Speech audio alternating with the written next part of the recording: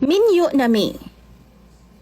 Apan wa gihapon siya'y baruganan, ug di gihapon niya kayang mubuwag sa iyahang pamilya. Maayong adlaw kanimo DJ Sam, ingon man sa imong mga followers ug viewers. Ganahan kay kumaminaw ning imong programa online, kay daghan kaayo kog makutlo nga mga leksyon sa kinabuhi. Wa na ko damha nga isa na pud ko sa mag-share ning akong istorya karon.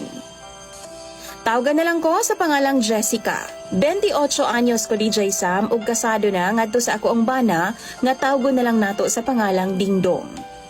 Si Dingdong DJ Sam dili gyud ni siya gapanigarilyo.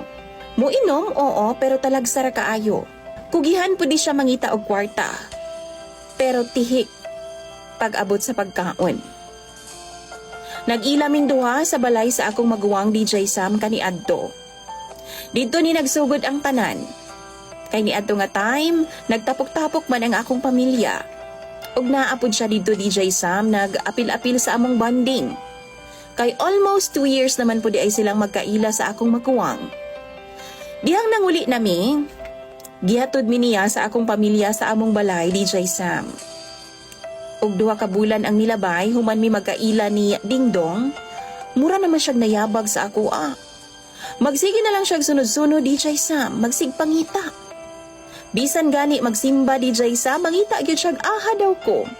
Kay musabay lagi daw siya sa ako og simba DJ Sam. Nakita pod sa akong pamilya nga desidido kaayo si Dingdong sa ako DJ Sam. Seryoso siya. Mautong namalay siya DJ Sam og nag-ipon ming duha. Sulod sa 6 ka buwan, balik bulag. Ana gyud mi. Kay kini laging grabe man siya kasiloso DJ Sam. Bisan unsa na lang ang iyang silusan. Unya, musumbong ra bagyudayan siya sa akong mama. Naalagi ko nukoy ka-chat nga laing lalaki. Maong sa akong kalagot, gipalayas bitaw nako siya sa among balay DJ Sam.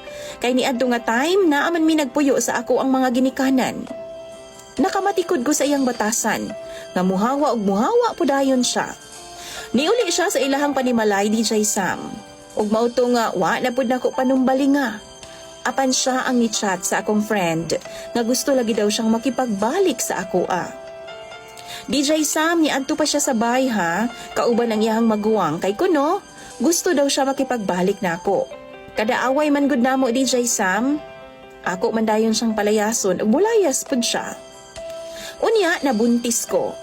2 na mi katuig atong nag-ipon sa akong bana DJ Sam.